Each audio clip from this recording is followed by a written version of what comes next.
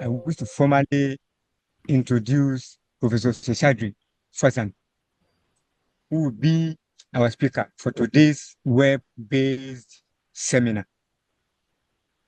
Professor Seshadri Fasan is an honorary professor of medical and health sciences at the University of York in the United Kingdom and edits Cowan University in Australia. He has 3 decades of experience, 9 of which are at the British National Health Service. He obtained Master of Science in Chemistry with first-class honors from India. He is also a Master of Public Health from Manchester and an holder of Doctor of Philosophy from Oxford as a Rhodes Scholar. He is an erudite European specialist in laboratory medicine. He has gotten vast experience, including being the COVID-19 response lead for Australia's National Science Agency. Professor Fasan is a fellow of the Australian Society of Microbiology and double up as the chair of the Society's Virology Special Interest Group. He is also Moderna's Respiratory Portfolio Advisory Board member. He is a member of 3 different WHO working groups and a fellow of Royal College of Physicians and Surgeons of Glasgow.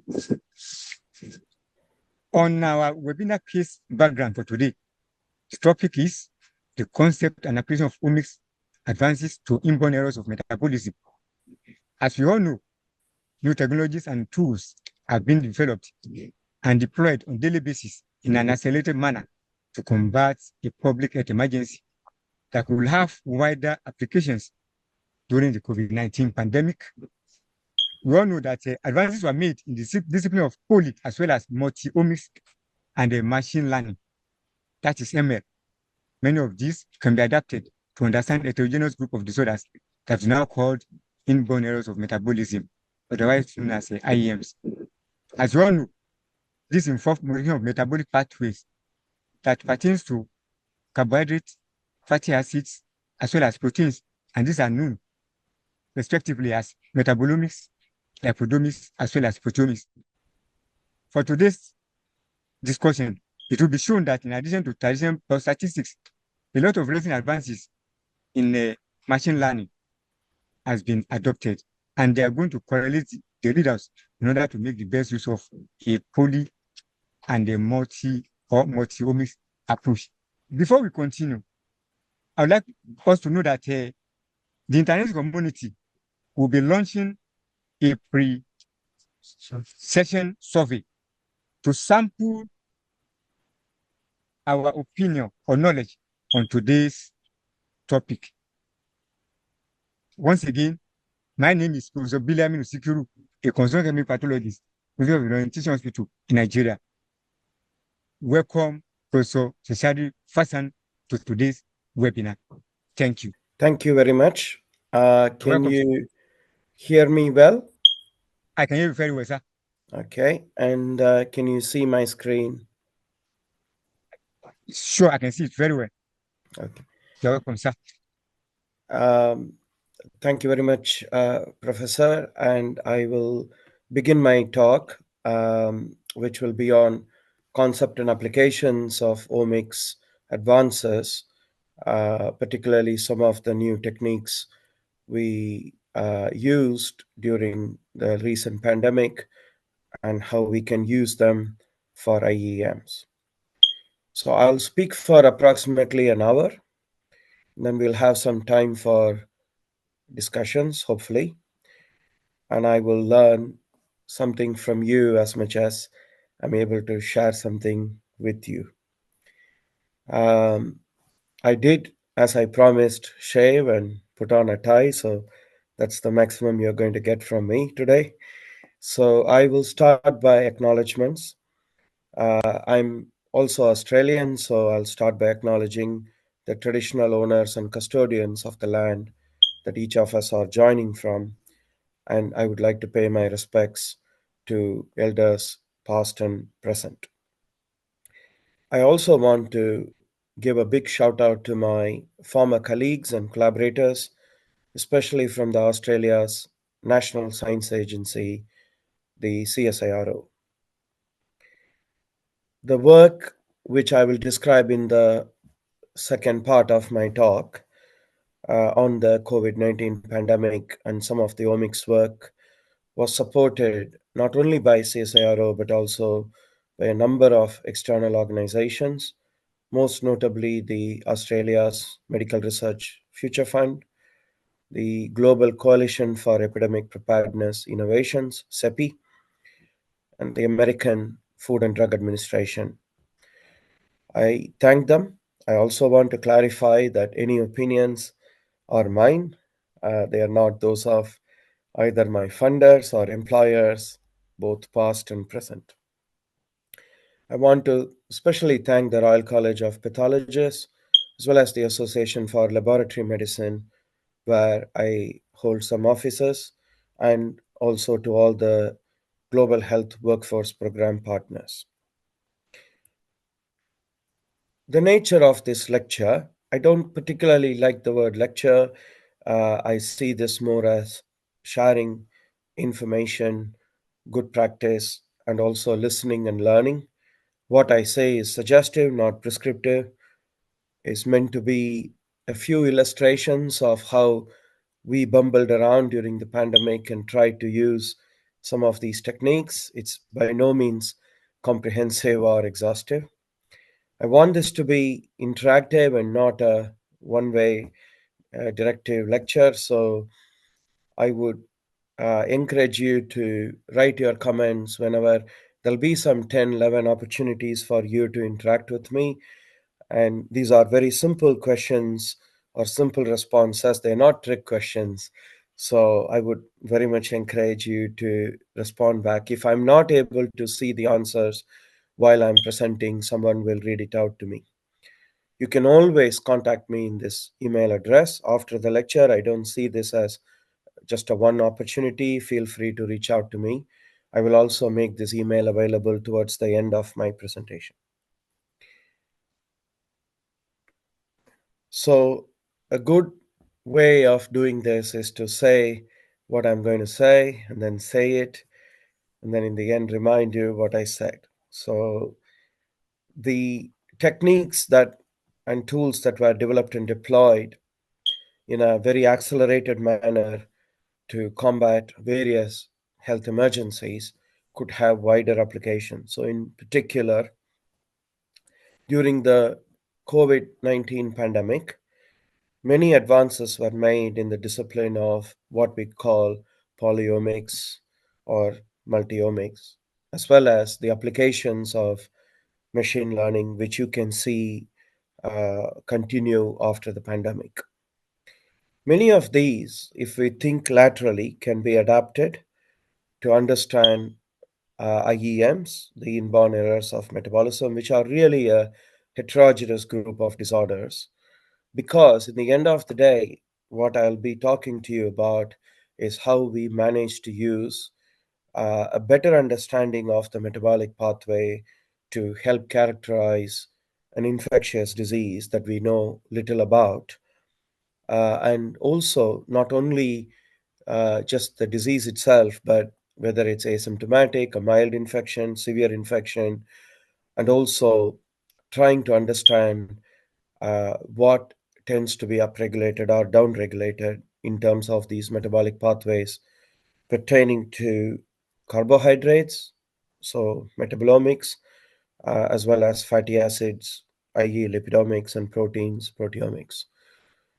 We will show that not just we can use traditional biostatistics, but also some of the recent advances in machine learning can additionally help us to correlate the readouts in order to make the best use of this kind of an approach. In a talk like this, I will give you all the references that you will ever need. The talk will be available afterward for you to look at, so you don't need to particularly write down anything, everything will be given to you. The thing I will say is that it's not my intention to just put a lot of lengthy slides and just read back to you what you can easily read from a journal paper, and I'll make these papers available to you. So I'll more be talking about some of the things that I probably haven't mentioned in these journal papers, or some of the experiences we felt that need to be shared amongst fellow scientists and chemical pathologists. So, first things first, this is a very mature audience, but I will, for the sake of completeness, start with what we call IEMs, basic definition, which I've taken from Cleveland Clinic, a group of genetic conditions that affect the metabolism, and the treatment includes changes to diets or taking medicines to help our body to process certain foods. But there are also other terms we use, not just IEMs. Inherited metabolic disorders is another one that we commonly find. For example, the Mayo Clinic uses that. So, again, as medical conditions that are caused by changes in specific genes that disrupt the traditional metabolic pathway. So, the operating word is inherited. So, sometimes we also see the word congenital used in this context.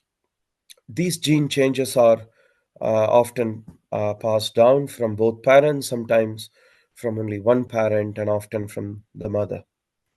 So again, we mentioned the word congenital. So again, this is another example which I have chosen from the SJD Barcelona, which is one of the major treatment centers in Europe, and where they tend to use the word congenital metabolic diseases. Another term which you may see is enzymopathies, which again, this is an example article from the New England Journal of Medicine, where these are all. So when I talk about IEMs, we talk about congenital metabolic diseases, enzymopathies, or inherited metabolic disorders. So we mean one and the same. And it's important to establish the definition and the common terms that are used before we jump into the lecture. So, just to make sure you are awake, identify him. So, if you have a chat function, if you know who this person is, I'll give you about 30 seconds. You can just type who it is. So, in the interest of time, I will say that is the correct answer, the first one. It's Sir Archibald Garrett, who was um, at Oxford both as a student himself, who graduated in 1885, that is, and was subsequently the Regius Professor of Medicine, a post which is currently held by Sir John Bell. As we all know, he pioneered chemical pathology while he was at the Great Ormond Street Hospital on alkaptonuria. So, what is very interesting is that he worked out that these patients, a very large proportion of them are children of first cousins. And bear in mind, this was published well before the seminal work in 1909 by Wilhelm Johansen, who coined the term gene.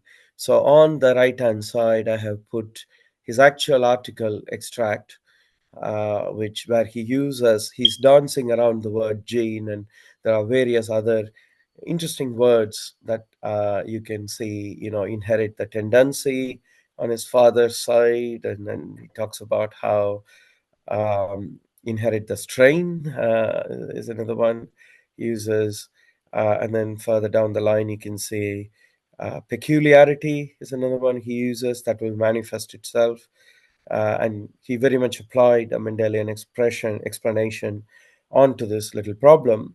And again, he talks about peculiarities, and finally, he talks about character, whether it's recessive or dominant, and so on and so forth. So, very interesting pioneering work. So, why I'm saying this is that this particular IEMs, the study of these, go way back in time to 1902, even before the term gene was coined.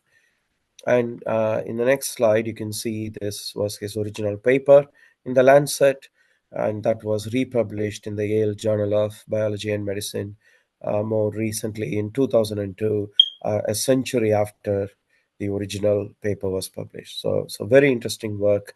And I've actually seen, when I was a student at Oxford, various tributes to him in different places that you can see. The second question is, what could be the overall incidence of these inherited errors of metabolism? So I want you to type your answer, your best guess per 100,000 births, live births. So this is the overall incidence. It's not any one particular one. So let's see if what people think. Again, I'm not going to judge you, so just pop in. I was asked by Roxanne and the professor to keep this a little bit more lively and interactive, so I'm trying to keep you awake. Interesting. So we have one answer, which is 10. So don't be shy. Just pop in. Okay, 1. Okay. 1 in, you have said 10,000 rather than 100,000. So I suppose that's one and the same. So the actual answer, I mean, there's no one correct answer to this. So um, the perhaps a study that I would encourage you to look at is this paper in pediatrics, published about 24 years ago, but it's actually a very good study, and it looked at um, the incidence of inborn errors of metabolism in British Columbia in Canada. So, admittedly, very Caucasian study, but it did study this over a very long period of time from 1969 to 1996. And the diseases covered, and I've taken a direct quote from this paper, where diseases of amino acids, organic acids, and so on and so forth. So I'm not going to read this out back to you. You will know most of these.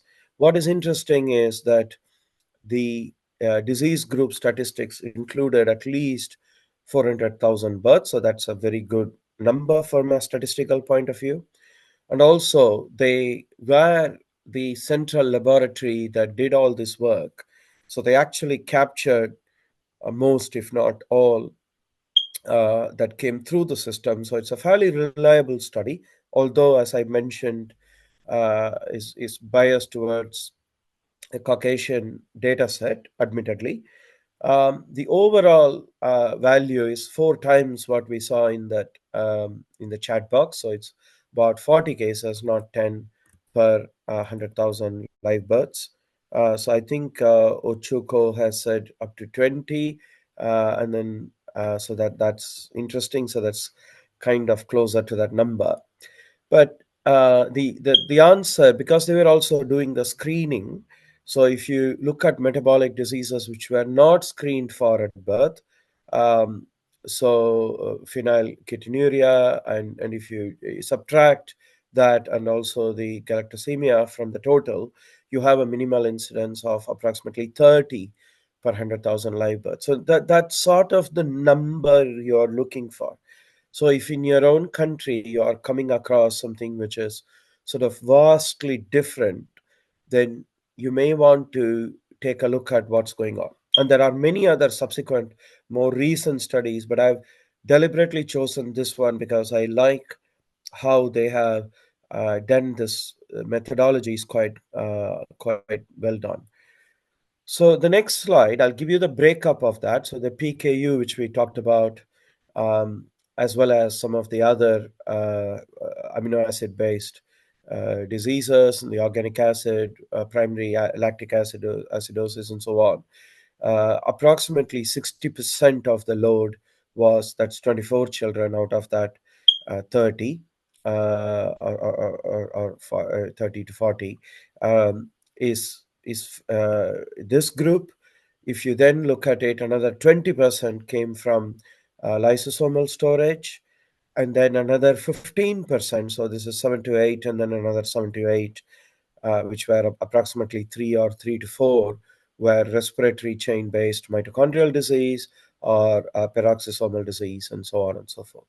And then the last 5% were some form of glycogen storage disease. So again, this split up into that 60, 20, 15, and 5, and the metabolic diseases that they were surveying in that particular study represented over 10% of the total number of single gene disorders in their population. So it's quite a nice study. So if you are getting some numbers which are very low compared to this, you might want to rethink what's going on with the reporting and how you are detecting and diagnosing these diseases. Now, the third is a very easy one, so I expect more people to participate.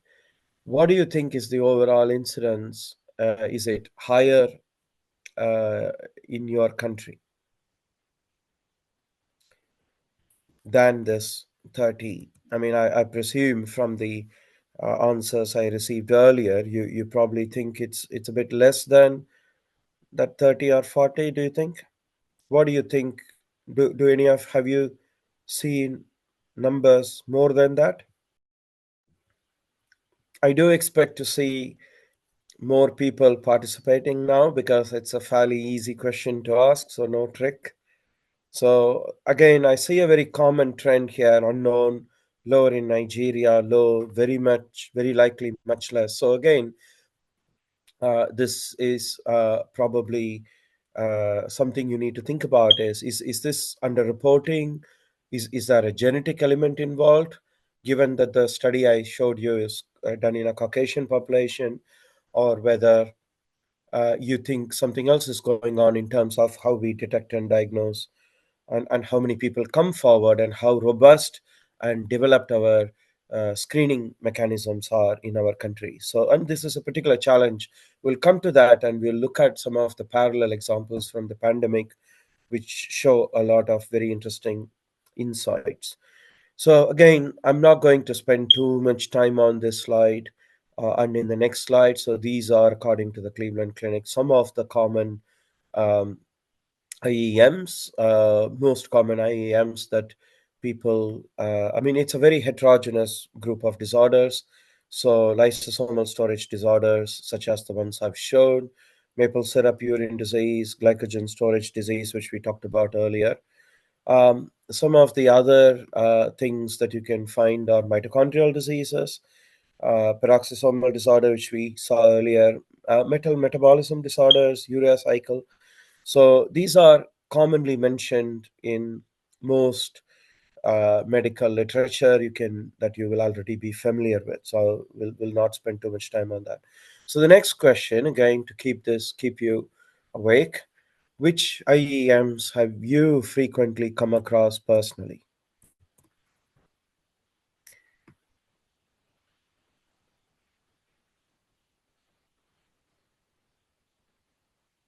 I note for the previous question, albinism is mentioned as more common, something which uh, was in that 1902 paper. So it's very interesting. We're still talking about it now. So let's look at this current question. What do you think? What what IEMs have you probably come across?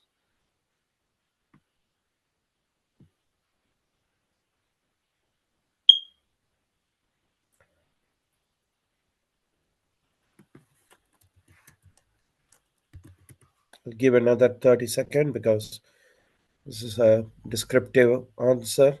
So some of the answers I've seen are the glucose 6-phosphate dehydrogenase deficiency is mentioned in the chat.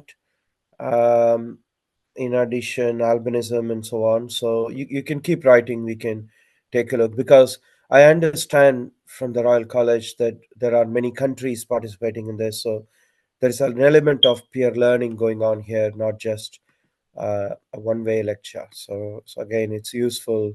How much you learn from each other is very important from a capacity building point of view. Right. Okay. I am going to move on in the interest of time, but keep writing when you can. So we'll change gear now. So we established um, what the definitions are for IEM. some of the common IEMs, and we also looked at which ones you might have come across. So, and that's all good. So now let's talk a little bit about how rapid advances in science and technology, particularly methodological advances, happen during emergencies. So, world wars, we know a lot of medical advances happened, some of them under dodgy circumstances and unethical circumstances, but they still happened. Pandemics and public health emergencies of international concern, PHEIC. During this period, a lot more research is money is pumped into this. There is a sense of urgency. There is a obligation placed by the International Health Regulations 2005, what we call IHR, um, when these are declared, and so nations have an onus to respond to these. So a lot more advances happen around that time. So PHEIC is, for example, an extraordinary event according to the formal definition, which is determined to constitute a public health risk to other states through the international spread of disease and to potentially require a coordinated international response. So it's declared by the IHR. It was put in place after the original SARS 2002 to 2004, so hence the 2005 for the IHR. And of course, when we talk about pandemics, we've seen many from smallpox and plague through to the Spanish flu to more recent HIV/AIDS, swine flu, and of course, COVID 19. Now, the other example is how, if you even look at the recent Nobel Prizes in 2003, was awarded to the development of mRNA vaccines against COVID 19, and the 2004 was awarded to the discovery, albeit some decades earlier, uh, for the discovery of microRNA and its role in post-transcriptional gene regulation. So we'll see a paper in this talk which where we have used miRNA for some of one of my work, but also I was heavily involved with the vaccine development and also mRNA. So I'm, as was mentioned in the talk, I'm also an advisor to Moderna. So this is a very exciting time where a lot of research has happened in these areas. But that's not it, right? So other examples are also can be mentioned in the context of polyomics, multi-omics, and artificial intelligence and machine learning. But before we do that, we talked about public health emergencies of international concern. How many current PHEIEICs are in force? So I'm looking for an answer, which is a number, maybe 0, 1, 2, 3, whatever you think is the answer. How many PHEICs are currently in force? And while you do that, I'm going to look at the chat box to see what else people have mentioned. So the G6PD seems to be quite common. I can't see which countries you're from, um, but there is also from Ghana. Very few in Ghana. Mostly samples are sent outside. Okay, now we've started hearing back on the current question, which is how many public health emergencies of international concern are there? As one person who thinks 0 is the answer. That's good. Um, can we see? Come on, guys. This is a lot easy, so I expect a little bit more of an interaction.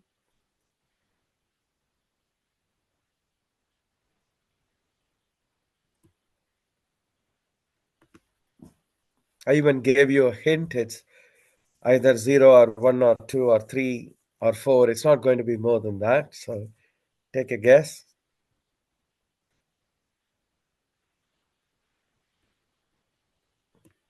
I apologize if I pronounce any of your names incorrectly. So I think Uluaku thinks it's 0. I presume that's because COVID is over, I suppose that is the rationale. I don't know what others think. I'm not going to wait. I'm going to let you answer and then keep going. The answer is actually two. So, polio has been a public health emergency of international concern since 2014.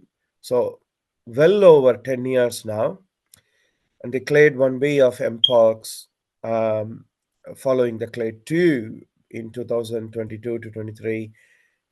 Declared 1B is currently an international emergency.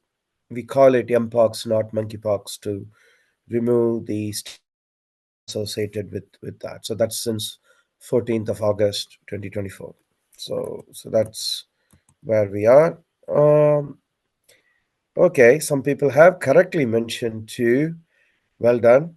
And one person thinks three, so maybe they counted COVID as well. So COVID has been stood down both as a PHEAC and as a pandemic, but we have other priorities going on. So very interesting. So now we move on to some of the definitions. So again, I'm teaching you to suck eggs, but bear with me for the sake of completeness of this lecture. I want to uh, mention the different types of multi-omic studies of cellular ensemble. So, genomics, which is the field of molecular biology focusing on the structure, function, evolution, mapping, and editing of genomes. Transcriptomics pertain to the transcriptome, which is the sum of all of the RNA transcripts. So, the information content is recorded typically if it's a DNA as the nucleic acid of the genome and expressed through transcription. So the mRNA serves as a transient intermediary molecule in this network, and the non coding RNAs perform additional functions. These are all standard definitions, such as the ones you might find in Wikipedia or other references therein. Now we move on to the second part of this, which is metabolomics, lipidomics, and proteomics. So metabolome, of which sometimes lipidome and so on are seen as a subset, but metabolomes are, in this context, metabolomics is the study of chemical processes involving metabolites. So these are substrates, intermediates, and products of cell metabolism. So it's the systematic study of the unique chemical fingerprints that specific cellular processes leave behind, and particularly the small molecule metabolite profiles, such as the ones we might see in some of the papers that we discuss. Lipidomics is actually relatively recent compared to the others. So it's looking at the pathways and networks of lipids in the biological systems, and largely due to the developments we've had in MS, mass spectrometry, NMR, nuclear magnetic resonance spectroscopy, and fluorescence spectroscopy, dual polarization interferometry, and more recent computational techniques. Proteomics is the physical mapping and quantitative mapping of the proteome, which is the entire set of proteins that is or can be expressed by a genome, cell tissue, or organism at any given point of time. So that's sort of our definition out of the way. So the next question is, which of these five that we talked about, and to keep it simple, you can put G for genomics, T for transcriptomics, M for metabolomics, L for lipidomics, and P for proteomics, which ones you may have worked with. Again, please use the Q&A or chat function to.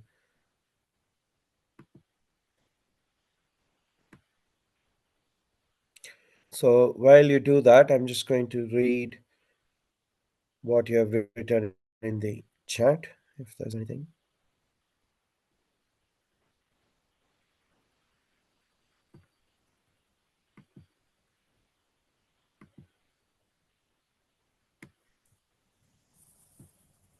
Participants, please pop your answers in the chat, please. We can see no answers yet, so we'll just give a few more seconds to wait for those to come through. Thank you.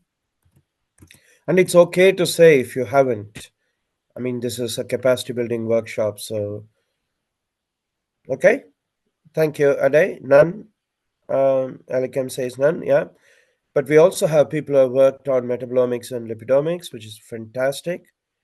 Uh, Sandra says none, so that's fine. That's fine. We have a mixture, which is what I would expect. So again, you can take your time to fill it in, because while I put out these questions, I then go back and read your answer. So it's good for me and for the college and the network global health workforce program to understand how you feel about these.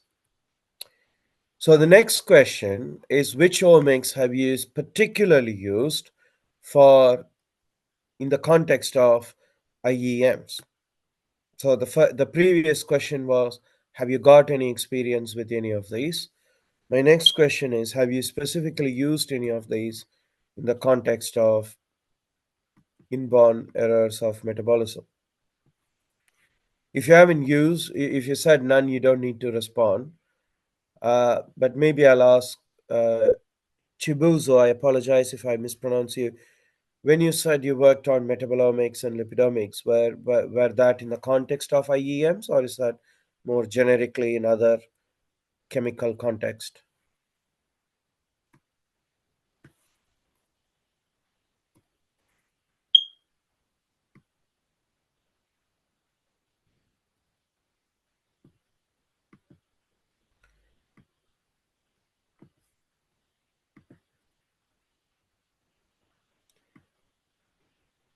Okay, I hear tumbleweed, but I will give people some more time. I think there's no right answer. I think it's sharing of information, which I think will be quite useful. Anyway, in the interest of time, I will move on. So, the last question is, have you used machine learning? And it's again a very simple yes or no. So, if you have used machine learning in any shape or form, just say yes, otherwise, no.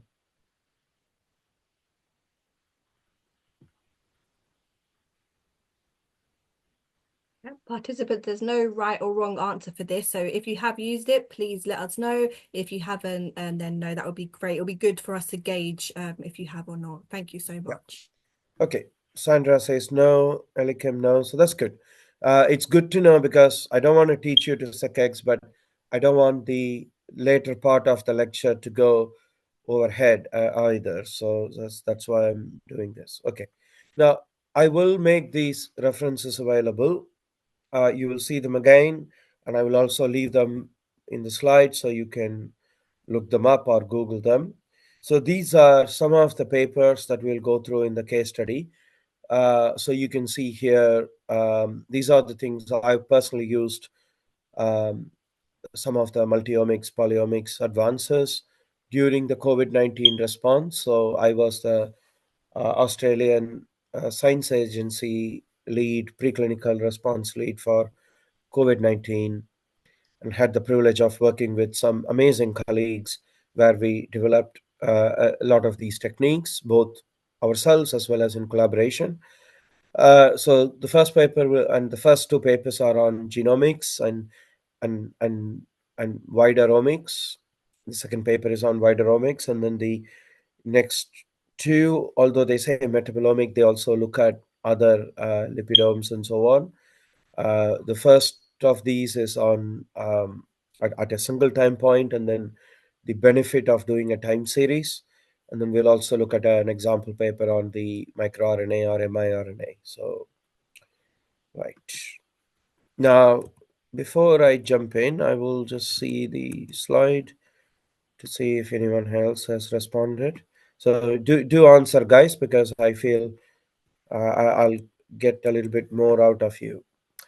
Okay, now first some context. So this is from the journal Nature, uh, which gave a shout out to my team at the Australian, what was then called the Australian Animal Health Laboratory in Geelong, when we did the work. So we were the first in the world outside China to grow stocks of the SARS-CoV-2 virus, the Victoria 01 Vic 01 isolate. And we also showed that ferrets are susceptible, and a useful animal model to study the disease when we knew very little to nothing about the disease. This was way back in 2020, very early 2020, when people were still figuring out what is this new disease. So let's look at this. So this was published in 19th April. So this was submitted, I think, sometime in early February or something like that, if memory serves right, to this journal, which is very renowned in animal science, animal health. So the transboundary and emerging diseases. So it made it to the cover story, and we were looking at how to use genomics, and particularly some of the more recent techniques in um approaches in to study genomics. And it's probably the first peer-reviewed paper on which predicted how the SARS-CoV-2 virus could evolve. So this was the cover story that I'm just zooming that out for you. So what this says is the virus, which came from bats through to be established intermediate host into humans. So this is not one human being; these are blocks of transmission. So these are bunch of people, groups of people, and then there's transmission between those groups of people. Okay, so every time, I'm sorry, I shown then this as a cartoon as a DNA. It's an RNA virus, but it's just a cartoon. So it's picking up some mutation, which I've shown in color here. If it's picked up a mutation, so every time it has picked up a significant mutation, then that's that volumes of transmission between that group of people, and so on and so forth. Okay, so what we do know is that the reference strain, which is the Wuhan Hu1, is the first reference on GISAID and gene bank. So this is what we have all globally agreed to be the nominal reference. But bear in mind, there might be more ancestral strains that are in circulation. But this is what we found, and all agreed at the time to be the index situation. And then what we said was that there could be um, isolates which are more ancestral in nature than the one that we found. And what we also said is that the virus would evolve in accordance with the quasi-species theory into various clusters. So that's exactly what we see now. So you had those alpha, beta, gamma, delta variants of concern, if you remember those days. And then you have the more recent Omicron and its derivatives that are currently uh, and then the other important thing is to remember that the most virulent strain may not be the one that is most widely in circulation. So again, it's important to draw this distinction. It's very somewhat fulfilling for me to look at this. This was written sometime in early 2020, and now towards the end of 24, all the predictions we made have more or less come true. So that's quite reassuring. And so why is this important? Because you will have vaccines, or you will have various countermeasures, therapies. So when you are evaluating the vaccine, you want to focus your effort on the most prevalent. uh, so if you're looking at this sort of color coded blue, so you want to look at the most prevalent uh, strain. I use this word strain loosely, but that's what widely people report in media. But to be pedantic, that's not a strain per se, but an isolate, but what we commonly call variants of concern. So you want to use the most prevalent, but you also want um, the therapies to work against the most virulent forms of the disease, while the vaccine should work against the most prevalent one in circulation. Now, if you don't do that, you may end up rejecting perfectly acceptable vaccine candidates because you've raised the threshold too high. So this was our problem in the beginning of 2020, when we across the world had little to no understanding of this new disease. We were all trying to bang our heads and figure out what is going on. Now, so why is this important? Is because, as I mentioned to you, we were showing at the time that ferrets are susceptible. Other people were showing other animal models are susceptible, as I showed in that Nature article. It talked about how different models are being developed, monkeys and so on. And animal models are often developed with the first available isolate at the time. But this can mean that models tend to be unrepresentative of what is widely in circulation. So we isolated and grew the first stocks in the world of this VIC-01, which I mentioned to you, and we then sent it to Public Health England. But equally, in North American laboratories, they used WA, I believe, for Washington 01 or BAVPAT 1 for Germany and so on. Now, remember, everything is 111 because it was the first isolate, so people started to develop these models. But the question is, are they good choices? And how keen are people to switch, and what is the burden of switching your models, evaluating models to a more recent and relevant isolate? So we try to understand this question using traditional phylogeny, but also novel alignment-free approach. And it's the latter that I feel may have some use for you if you adapt it for your own IEMs, that you may find that useful. So this is how, and this is an unrooted tree as opposed to a rooted tree. It's an example of a traditional phylogeny. It's a real world example that I used at that time when there were only sort of 3 clusters forming. I believe at that time there were only in the world of around 180 or so isolates. So it wasn't, this was very early in COVID. But I've used this diagram because it's easy to show it to you in one. Right now, if I try to plot it, it'll be a big, big mess.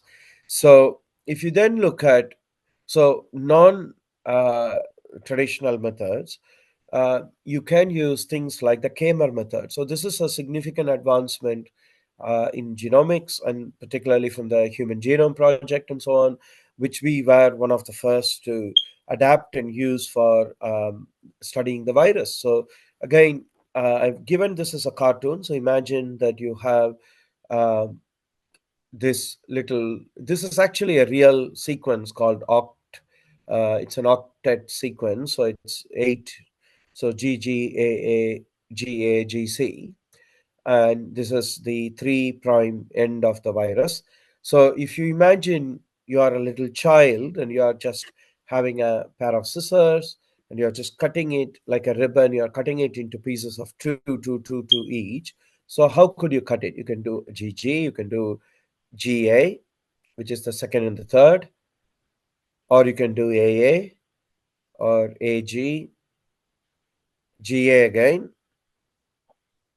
and then you can, and so on and so forth, AG and GC. What you then do is, these are the sort of 16 possible combinations. So why 16? Because you are cutting them into pieces of 2. So Kmer, so K is 2 here. So in this particular example, K is 2. K is not always 2. To give you a simple example, I've chosen K equals 2. Okay. So if K equals 2, mathematics tells us that you will have, because you have AUGC or ATGC, so you have 4 raised to the power K. So that's 4 squared, or 16 possible tumors. Tumor because K equals 2. Okay. Now, if you plot the frequency, so if you look at AG, there are 2 of those, right? So you have an AG here, and then you have an AG here. And then AA, you have 1 of those, and so on and so forth. Now, I've not bothered plotting zeros, but AC is 0 here, AT is 0, okay? So you then have 1, 0, 2, 0, 0, 0, 0, and then a 2, and then you have a 1, 1, and then 0, 0, 0. And that's a unique fingerprint. That's a unique fingerprint for this particular sequence. Okay, so if you have a sequence of length L, what is L in this case? Length L is 8. Okay, why? Because you have 8 here, 1, 2, 3, 4, 5, 6, 7, 8. So if you have a sequence of length L, you will have L minus K plus 1 Kmers, and this is basic math. So you will have 8 minus 2 plus 1 Kmers. So in this case, you will have 7 tumors. Okay, you will have 7 possible tumors. Now, this is all easy to do if you have only 2, k equals 2. Now, in our particular case, which I will not bore you with as to why, k we chose to be 10, okay, for various reasons I shall not go into in this short lecture. 10 worked well for us, so we were using 10mer, not 2mer, we were using 10mer, so k is 10. So remember, we said if k is 2, it is 4 raised to the power 2, so that's only 16.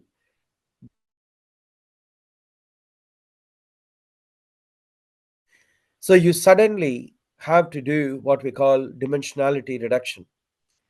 So that means we are trying to transform the data from a high dimensional space to a low dimensional space. And in doing so, and this is very important, we are retaining the properties of the original data. So when you are in the low dimensional space, you want to retain as much of the relevant properties as you can. And this can be helpful for a range of applications, and I'll come to that. On the right-hand side, you can see I put a little cartoon. Now, basically, you have a genome sequence. So if you want to do multi-omics and you want to do genomics, one of the advances is you use a k-mer analysis. In this case, k is 2 because you're in this in this very simplistic example, k is 2. So you're cutting them in twos. So k is 2. The length of the sequence is 8. So L is 8. L is length. So 8 minus 2 plus 1. So you have 7 tumors. So can we count that? 1, 2, 3, 4, 5, 6, 7. So you have 7 tumors. And this is actually a real life example involving SARS-2. And what you then do is you plot the frequency of the various things that you have cut. So I've not shown it if it is 0. You can imagine I put across here if it is 0, but otherwise, so this is a unique fingerprint. This 1, 0, 2, 0, 0, 0, 0, 2, 1, 1, 0, 0, 0. That's a unique fingerprint of this particular one.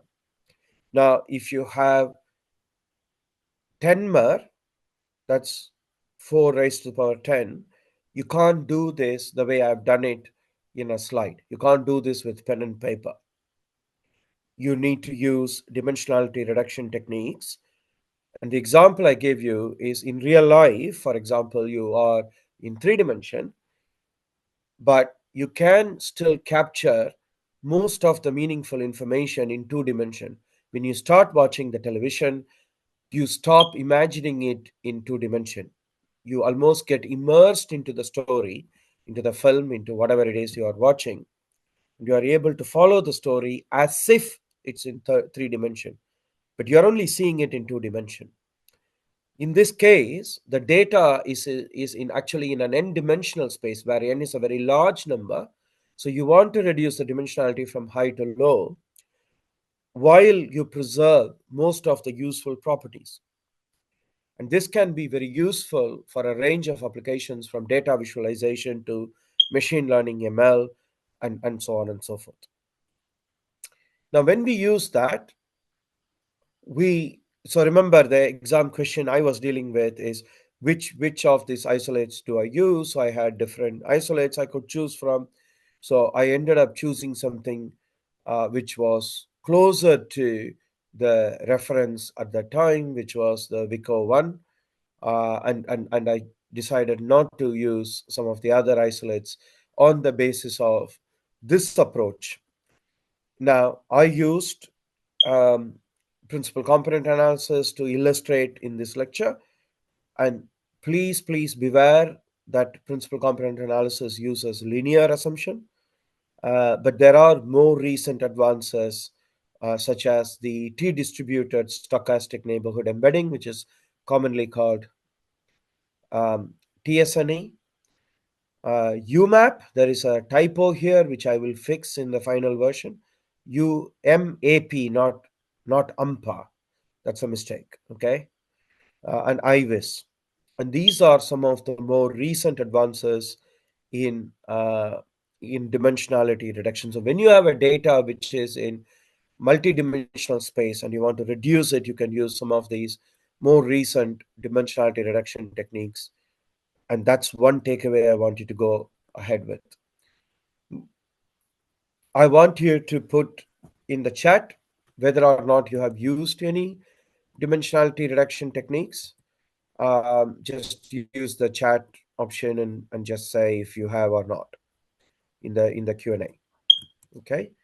Um, I will not, in the interest of time, wait for you to write the answers. I'm just going to keep going.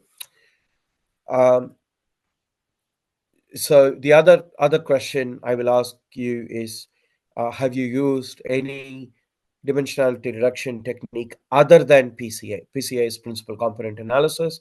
Maybe some of you have used it, but if you haven't used any of the other ones, then do let me know on the chat. Again, it's no right or wrong answer. It's just for me to understand and for the college to understand and the global health workforce program to understand. So future webinars can be tailored accordingly. So this is actually the original paper by Carl Pearson, a well-known statistician back in 1901. So PCA has been around for a very, very long time. And some of the more recent techniques are quite useful for you to look up.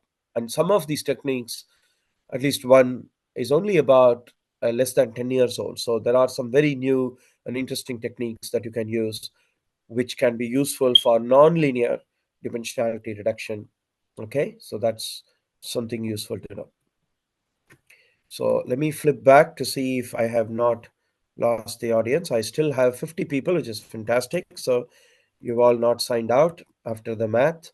So the other thing which we learned from the pandemic, which is useful for you in terms of a multi-omic, polyomic approach in your own context of IEMs, is one of the big lessons which we learned. And again, this made it to a cover story in a special issue of Nature. Um, it's actually very, very tiny in the cover story. It's in the right in the bottom. It says the full picture why patient data matters in very tiny letters. But I'm still proud of it because it is Nature. So any mention in the front is good. And this was another paper in the same journal I mentioned in a different issue called Interoperability of Medical Data, the missing link. And what we found, and this was later in 2020, so you can look at the date, 23rd October, what we concluded was all this big data we developed and generated is less useful. In fact, it's pretty useless without metadata and linked data. So we need to understand more about the patient. We need to understand multi-omic data, and we need to link that data. We need to link the metadata with the other data that we are generating from the samples. And we have to do this without violating patient confidentiality. So that is key. So in the UK, if you try to do that, for instance, you will require Caldecott Guardian permission and various other committees, depending on the complexity of what you are asking. So data linkage is very, very important. It's a major theme in developed countries, for example, in Australia as well. Now, this we didn't quite achieve during the pandemic, the COVID pandemic. So we really feel that this is an area of improvement for the next pandemic, to be able to link the metadata of the patients that from whom you are getting the samples with the multi-omic data and link them in a manner without violating the patient confidentiality, and to be able to make sense of that data for better management, both at an individual level as well as at the population level. Now, I will leave you with a question to think about: how do you think we can adapt these lessons which we learned in the context of COVID for inborn errors of metabolism? Because if you think about it, these are a heterogeneous group of disorders. They are often underreported, and we can do multi-omics on them. We also have probably a lot of metadata on the patient, their ethnicity, comorbidity, their genetics, any other information. So what we found is that linkage and interoperability are absolutely critical. Even developed countries haven't solved this properly. It's still work in progress. So it's not too late for developing countries, particularly in Africa, to catch up. Now, the next bit is, again, this was a grand rounds lecture which I gave for the US FDA back in 2022. And at that time, there were over 11 million sequences of the virus, of the SARS-CoV-2 virus. So we knew a lot about this virus, but we asked the question, how much do we know about the patients, the hosts from whom these virus samples were sequenced? So we are now still talking about genomics. We haven't moved into metabolomics and lipidomics. We will in a few minutes. But while we are still talking about genomics, there is a lot we don't know. If we don't know much about the host, if we don't know much about the risk factors, if we don't know much about the comorbidities or any inherited nature of the conditions, and often in COVID-19 we found that the most common answer was unknown or not provided. So the long and short of it is, we knew little to nothing about the patients, but we knew a lot about the virus. And that is the dilemma. So we did suggest something at that time, and this is specifically in the context of COVID-19. So you have to, I'm just showing this to you as an illustration. So you have to think about how your own workflow processes are from the primary care, secondary care, um, health settings, from where the referrals are coming through to the pathology labs, and then the workflow that goes back to the primary care and secondary care. How do you link up these metadata of the patients? How do you link up the multi-omics data? So if you are taking the samples, and if you are running the multi-omics samples, polyomics, how are you going to link it all up in a manner where you don't risk violating patient confidentiality and putting things out in the public domain or something like that, or risk leaking it to people who should not have access to that data, but nevertheless still provide useful information for clinical decision making, both by the pathologists but also by the treating physicians, who ultimately have to decide what to do with these patients who have the IEMs. Now, this is one way to do it, is to capture these along, what's the demography, the diagnosis, the signs, symptoms, complications, secondary conditions, risk factors, comorbidity, travel history, vaccination, this, that, whatever. And this is in the context of COVID, but you can think about it in your own context of IEMs, how that would look like. And before we move on to the multi-omics, metabolomics, and lipidomics aspect of multi-omics, I also want to say that this underreporting, which we saw as a common theme in the chat box when I looked at your answer, where you gave very low numbers compared to that Caucasian study, which was published quarter of a century ago, which said that the value is around 30 to 40 per 100,000 live births. You gave values which were much less, or you thought the values were much less. Um, and your guess is better than mine, right? So if you're saying that, that's probably right. And there is a huge amount of underreporting which is going on, and IEMs are particularly prone to that. In fact, if you are looking at underreporting, it's a very common challenge. Whether you are looking at COVID-19 or IEM, it doesn't matter.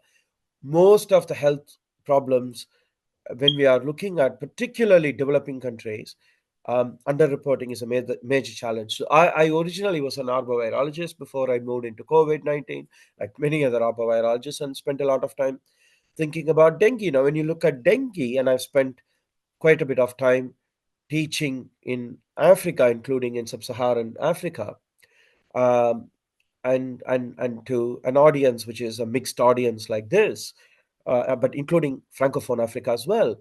And when you are looking at reporting of infectious diseases such as dengue, it is huge. There were studies that showed that at the time that in India, only 1 in 100 cases were probably reported. So the underreporting of cases is a major challenge. And where does it fall back on? Back on the diagnostic labs, because they say, but then if we don't get enough samples to analyze, then we are only as good as how many samples that come to us. So I think it's a common challenge, whether it is and with a heterogeneous group of disorders in a context of developing countries, particularly in Africa, particularly non-communicable diseases, which are, like many of the inherited conditions, it could be very, very challenging. This particular paper, which I will not bore you with, but suffice to say that it came out in Lancet in 2022 and estimated that although reported cases were about um, roughly 6 million, the total is probably 3 times as many for COVID. Um 3 times as many people, and this is for deaths in that context. So the cases are also similar. So again, this is something for you to think about in terms of lessons learned. Now, again, I'm not going to waste too much time, but I do want it to be interactive. So I do want you to put something in the chat, in the Q&A, if the secretariat can open the question. So what do you think IAMs, are they underreported in your country? Yes, no, unknown? I think that would be pretty useful. I don't want to leave all the questions to the end of the talk where I give you a very long 1 hour lecture and then in the end we take up questions. So I'm trying to make it interactive as we go along. We take some questions. So please put in the chat so I can take a look at it later. But I'm going to move on in the interest of time. Now, how we meaning my group used multi-omics for COVID. So in the next approximately 8 slides, we will go through, and I'm not going to just spend a lot of time just reading back to you from the journal papers. You can read it yourself. So I'm just going to give you the key points that we found, and I'm going to spend more time talking about how I see the translatability of some of these findings to IEMs. So the understanding of SARS-CoV-2 infection on the host metabolism, host being people, is still in infancy, or so we wrote at the time. It's still in infancy even now. So we have made advances, however. So when we investigated the metabolic response during the viral shedding and the post-shedding phase of ferret models. So remember, my group was the first to grow stocks of SARS-CoV-2 virus outside of China in the Australian Centre for Disease Preparedness in Geelong, in Victoria, and we showed that ferrets are susceptible. So in the ferrets have a particular shedding model, and they are usually mild to asymptomatic model, mild disease to asymptomatic. So when we looked at the metabolic response, so you can see whether the virus has infected the ferret or not by looking at the viral shedding readout. But you can also look at the metabolic response. So what we did was we challenged these virus with 2 different isolates of the virus at that time, and we performed metabolic analysis on oral swabs, so and the nasal washes and the rectal swabs. So often when you are taking similar uh, samples from patients, it's nasopharyngeal rather than uh, oral separately or nasal. So that's something to think about. Or you might have rectal swabs are less common. Particularly, a lot of women complained that they found the procedure intrusive when it was tried to perform on people. But of course, ferrets don't argue back with us, so we were able to do that. and also actually established that rectal swabs were less useful. So we stopped collecting them after some time. So what we found was fragments of RNA were only found in the nasal wash samples in 4 out of 6 ferrets. So remember, this was the first ever study of that nature. So animal ethics did not permit us to do this on more than 6 ferrets, and 4 out of 6 at the time showed that in 3 to 9 days post infection, we were able to see this.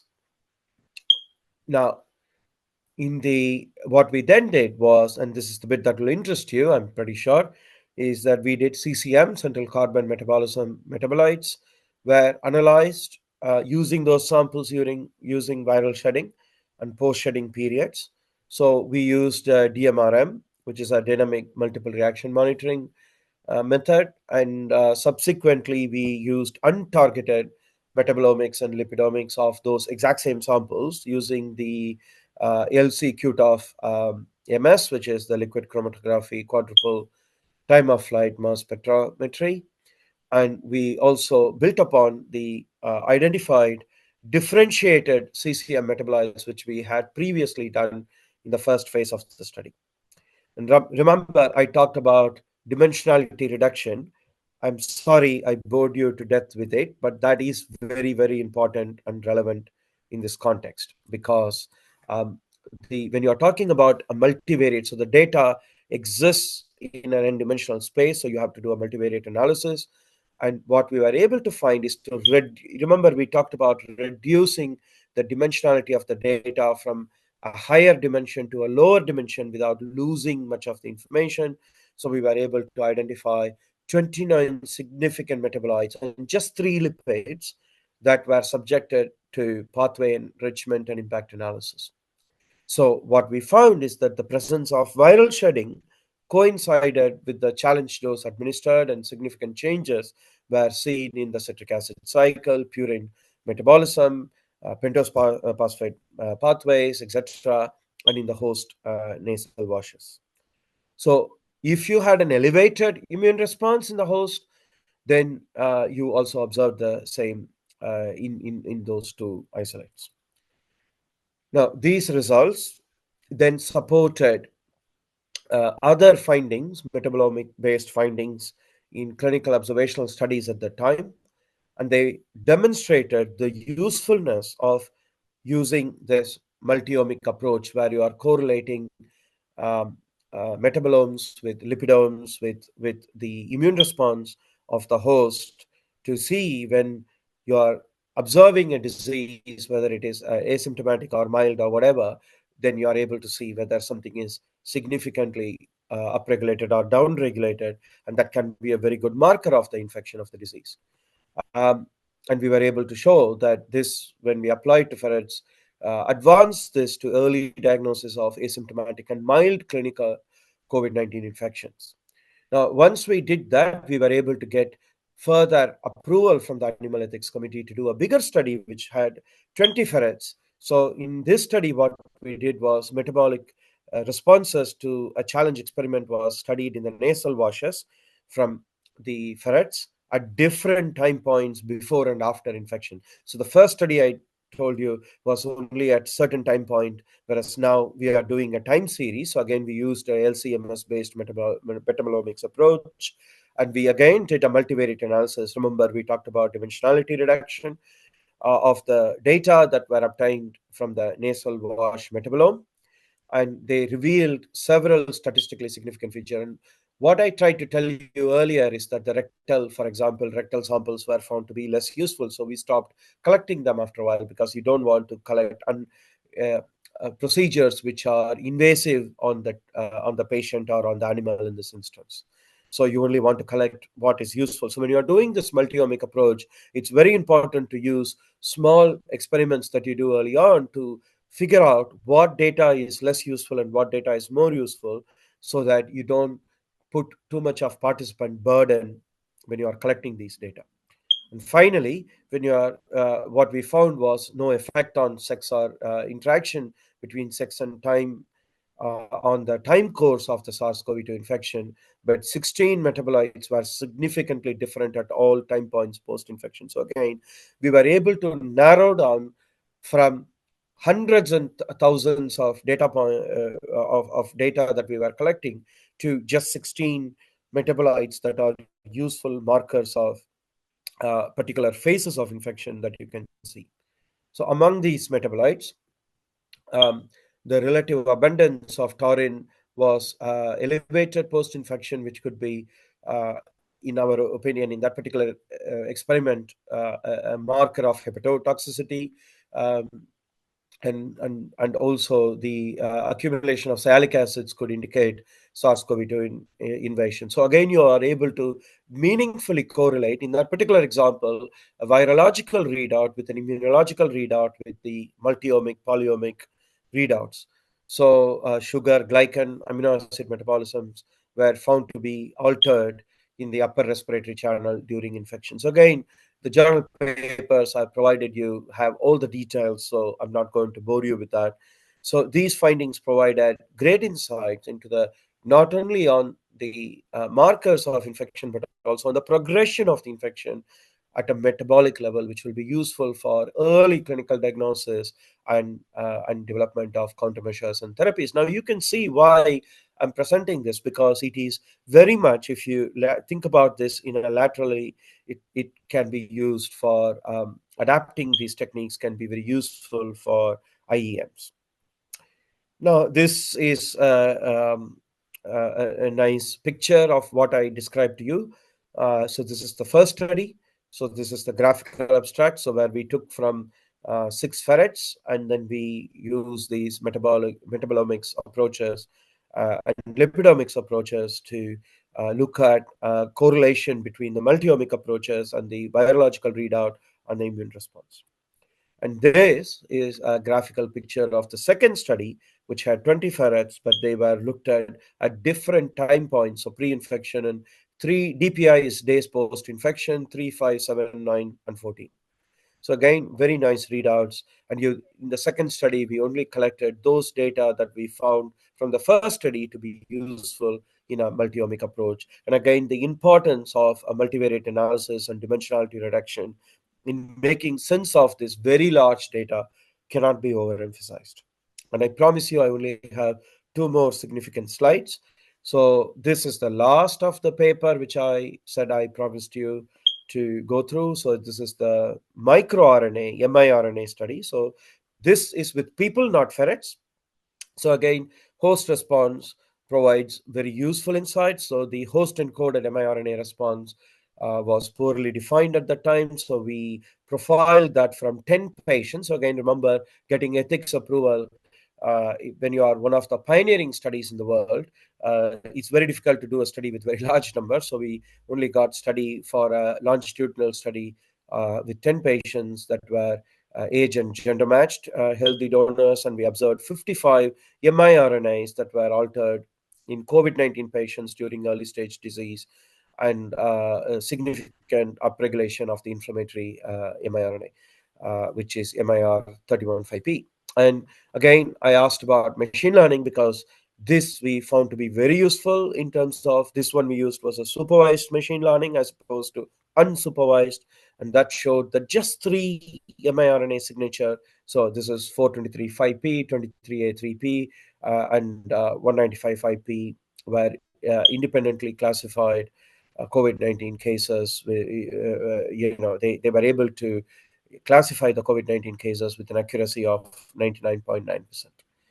So again, last slide on this is that when we then correlated between, remember we did the first 2 studies with ferrets, the next study was with humans, and then we looked back on the ferret to see whether we are, because a lot of the metabolism is conserved, whether you are looking at a ferret or a cat or a dog or a human. So again, we were able to cross-correlate this with the ferret model, where the 3 MI signatures that we talked about in the previous slide had a 99.7% accuracy. Isn't that wonderful?